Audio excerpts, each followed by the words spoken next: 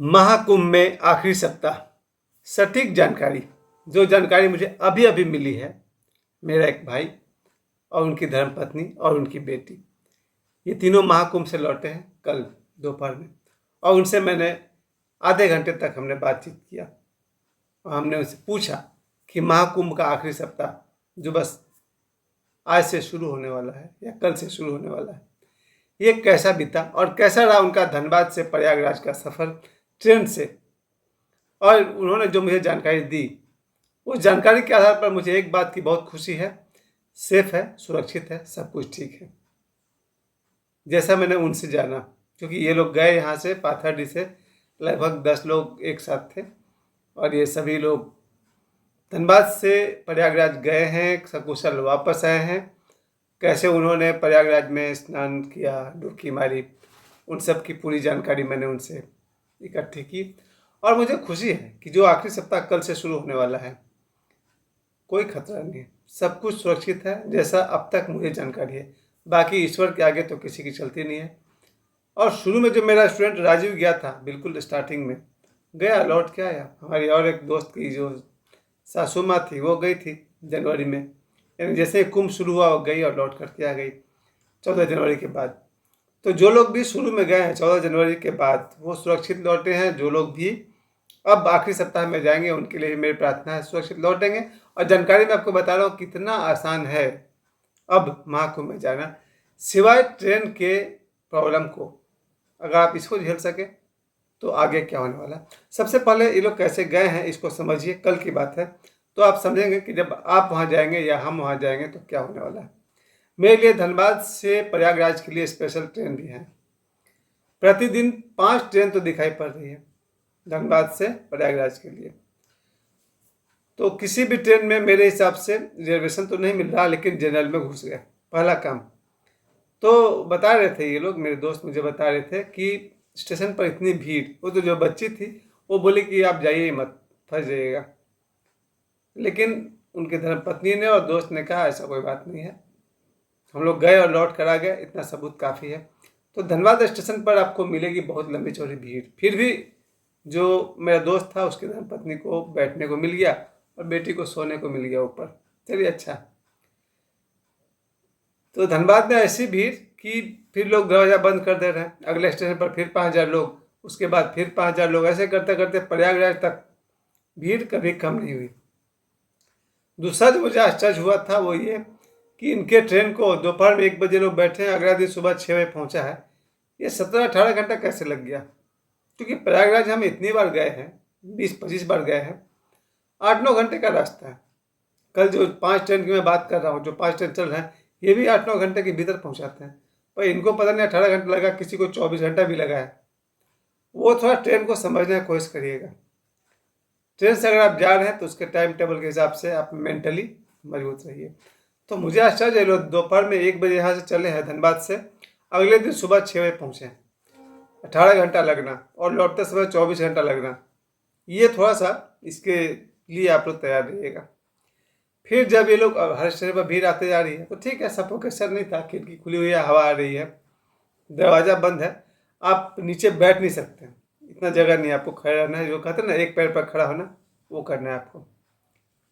और भीड़ है, कंजस्टेड है, क्योंकि मुझे आज भी आश्चर्य है, महाकुंभ में अभी भी प्रतिदिन 1 करोड़ से ऊपर की भीड़ जा रही है और जाएगी 26 फरवरी तक। खैर, जब ट्रेन वहाँ पहुँच जा रही है प्रयागराज, तो पुलिस और आर्मी वाले, इनकी बड़ी अच्छी व्यवस्था है, खासकर पुलिस वाले की, कि लोगों का बहुत ध्यान रख रहे हैं। बिल्कुल लोगों को रोकना, फिर आगे बढ़ना, और रास्ते को उन्होंने ऐसा जिगजैग टाइप का बना दिया है कि 100 मीटर की दूरी में इतना बार घुमा दिया कि 1000 लोग भी चले तो कोई परेशानी ना हो।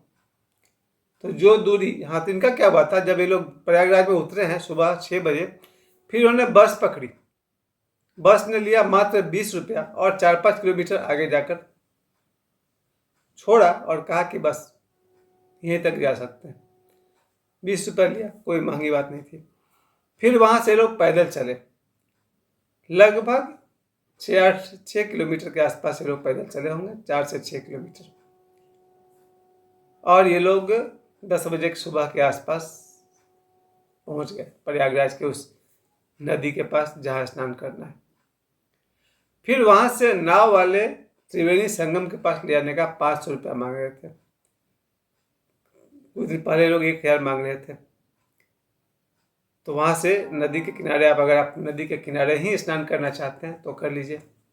सबसे बड़ी खुशखबरी जो मुझे ये लगी है अब, कि वहाँ पर भीड़ नहीं है, नदी के किनारे भीड़ नहीं है। जैसे हम लोग दामोदर नदी के किनारे नहाते हैं ना मकर संक्रांति में, उतना भी नहीं, उससे भी कम है। तो नदी के किनारे भीड़ नहीं है, क्योंकि जितने साधु संतों का अखाड़ा था वो सब चला गया। जितने साधु संत आए थे प्रवचन करने, कथा करने, वो सब चले गए। उनके वजह से और उनके भक्तों की वजह से भीड़ बढ़ जाती है। अगर एक बार बागेश्वर गए थे तो उनके पीछे 1 लाख आदमी खड़े होते हैं। तो हर साधु संत के अखाड़ा के जो भक्त जन होते हैं उनके वजह से भीड़ बढ़ती है। तो जब आप आखिरी सप्ताह में आप जाएंगे तो अब आपको नदी के किनारे समस्या नहीं है। समझ रहे? मैं फिर से रिपीट कर दूं, जब आप नदी के किनारे पहुंचेंगे आप देखेंगे काफ़ी जगह है, खुला स्पेस है, क्योंकि नदी भी तो 50 किलोमीटर में फैली हुई है। तो वहाँ कोई दिक्कत नहीं। फिर आप स्नान करिए, यानी कि डुबकी लगाइए, फोटो वीडियो बनाते रहिए। और जैसे ही आपने 5 बार डुबकी लगाई, आपकी मर्जी, आपका मुख्य उद्देश्य पूरा हो गया। आपने वो बात जो आपने सुनी है कि 144 वर्ष के बाद ये संजोग आया है, उसको आपने सदुपयोग कर लिया। एक बार स्नान करके आप बाहर निकले, अब आप एक बात से मुक्त हैं कि इस जन्म में दोबारा संभव नहीं था, आपने वो करके दिखा दिया। आपने महाकुंभ में डुबकी लगाकर स्नान करके आपने दिखा दिया। आपका मनोबल बढ़ेगा, आपका शरीर पवित्र होगा आपके धारणा के अनुसार। आपकी अब बहुत सारी बात है, वहाँ का लंबा इतिहास है जो मैं पिछले वीडियो में बता चुका हूँ। इसके बाद वहाँ से स्नान के बाद ये लोग निकले और एक ही धुन थी कि अब घर लौटना है, इसलिए मैं और डिटेल आपको बता नहीं पाऊँगा। यही हुआ ही था।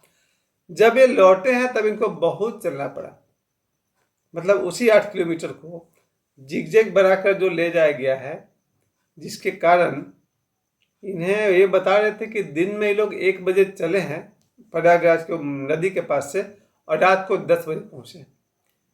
9 घंटा उनको पैदल चलना पड़ा। ये जरा समझने की बात है कि जब आप, भीड़ तो वहाँ से है ना, नदी किनारे भीड़ नहीं थी, उसके बाद तो भीड़ है। तो जब लोग चल रहे हैं, आप भीड़ में चलते हैं तो आपकी स्पीड वही नहीं रहती है, स्पीड भी कम। और अगर 1 मीटर चलना है तो 5 बार घुमाया हुआ है।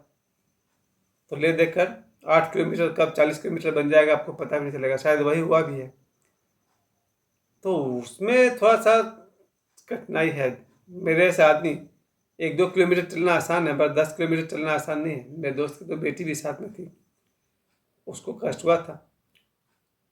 महिलाओं को भी कष्ट होता होगा, पुरुषों को भी होता है, क्योंकि अब मैं स्वयं ही 52 साल का हूँ, मैं समझ सकता हूँ कि अब आसान नहीं है चलना, लेकिन फिर भी।